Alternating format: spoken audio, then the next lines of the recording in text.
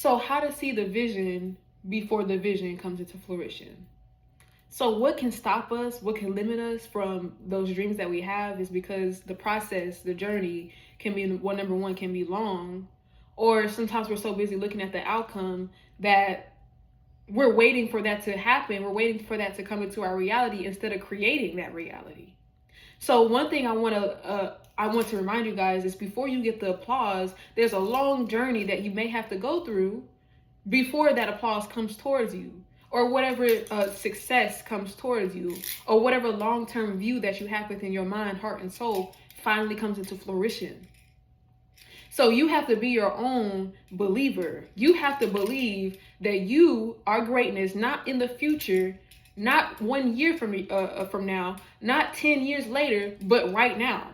Even if people do not see or cop what you're doing, you have to know who the fuck you are before that even occurs. You have to know that you are you.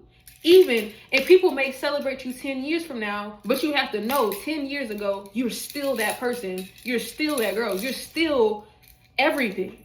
So what most people they fail at is seeking the validation of the world.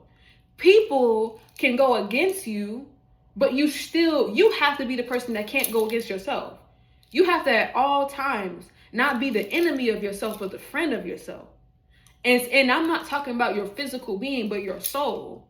So you can have this dream, you can have this idea, you can have these different things that you want to build, create, manifest, but people may be around you, or the obstacles that you have around you show that limitation is here.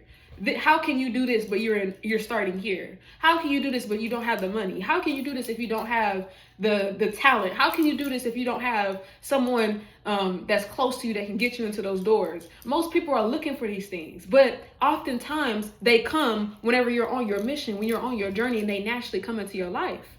They're like, God is like, bam, okay, I'm gonna reward you. You made it to this level, and that shows that you have some level of consistency or discipline or ambition or drive or desire. You listen to the call, you listen to my call, and so now I'm gonna bring in something in your life to make it much easier so you can keep pursuing that.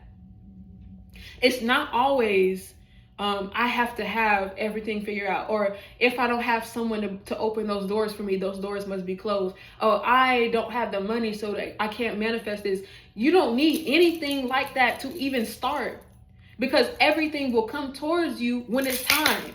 You will be in those moments where you pray and wish and hope and cry, oh, I wish I had this, oh, I wish I had that. But sometimes God will make you create something even with nothing, just to show that you can get to that level and then some. And then once you get to that level, once things start unlocking in your life, that's because it's meant to. You have to receive something for something greater.